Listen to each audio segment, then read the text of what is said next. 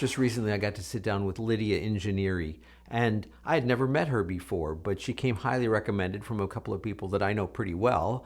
And so I asked if I could interview her. And she had a lot of really good things to share. But one of her real passions is about your voice and taking care of it as a worship leader. So I want you to listen to what Lydia had to say. The voice is an instrument, just like a guitar or piano or drums or bass. And if you've been around musicians, you know that they treat their instruments like they're little babies, which is good. But I have just found in my years of experience that because I am primarily a vocalist, that is my main instrument, that there are a lot of singers out there that really abuse their voice. And they don't care for it the way that, a guitarist would their guitar, or a drummer would their drums, or, a videographer would their equipment. And I just think that we got to step it up, vocalists. We got to step it up because we want our instrument to last a really long time. And I am a firm believer that, everything is connected. And so there are, very practical things that you can do as a vocalist. A lot of people don't even think about the fact that what you eat, what you drink actually affects your voice. It affects your performance. Coming from somebody who really likes food, it's kind of hard to talk about don't eat that. But, I think just some common sense stuff, like I stay away from dairy before I sing, because dairy is going to coat your throat. Dairy is going to coat your throat.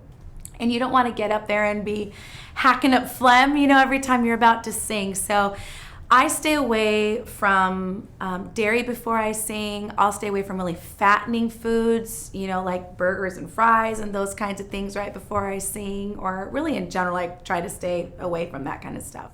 Sodas with a lot of sugar, and it's one thing that's really hard is coffee, because I love coffee, and so many musicians and worship people love coffee. But it's honestly not very good for your voice. So I try to stay away from that right before I sing. Really, honestly, room temperature water is probably the best thing. If you drink things that are too cold, it's going to constrict that voice, and you're not going to get that expansion and that flexibility and that in those vocal folds. So lukewarm or room temperature water is great. Sticking to healthy foods, especially right before you sing, is a good idea. Your voice is a muscle, so you need to exercise it. So, just like an athlete, they don't just show up and run the marathon. They train for that marathon.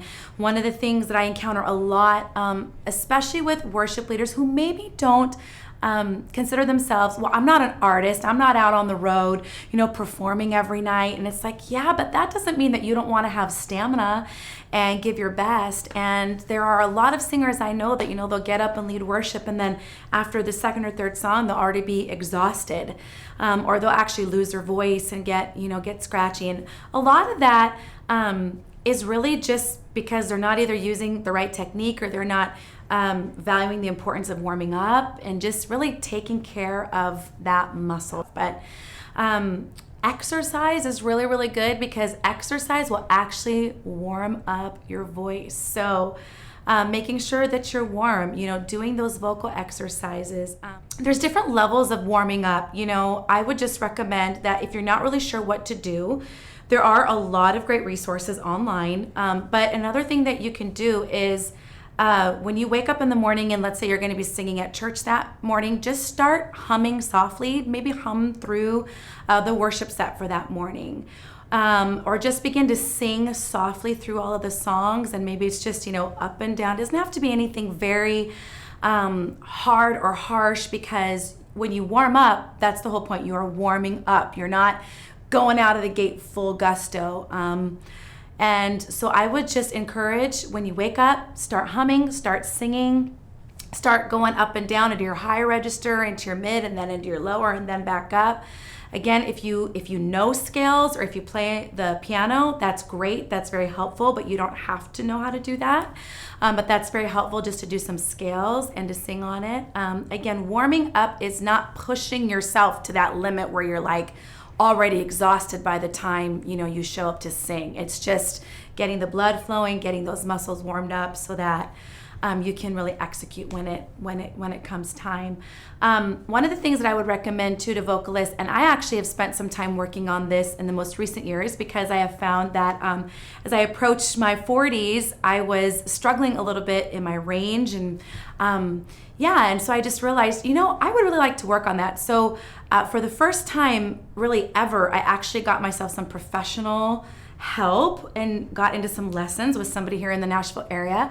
And it helped me tremendously to work on, there was a break I was having that I wanted to be able to get through a lot more seamlessly than I was. It was noticeable when I was trying to get through it. And so again, if you have the means to be able to invest in some lessons just to help with technique and just to save that voice, I would highly, highly recommend that. And a lot of people don't think it's worth it because you're like, well, I'm just a Sunday singer.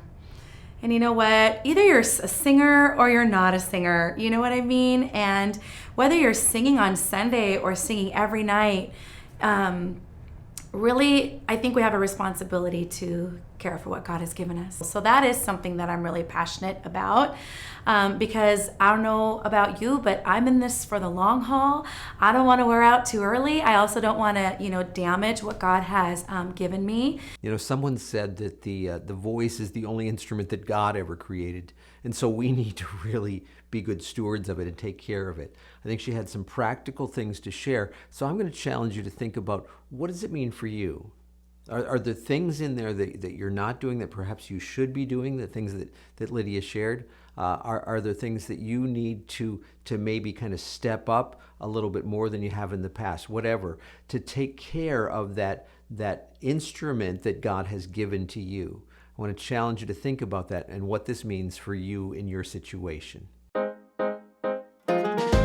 Brought to you by myworshipleadingcoach.com. Helping you to be more fully equipped as a worship leader.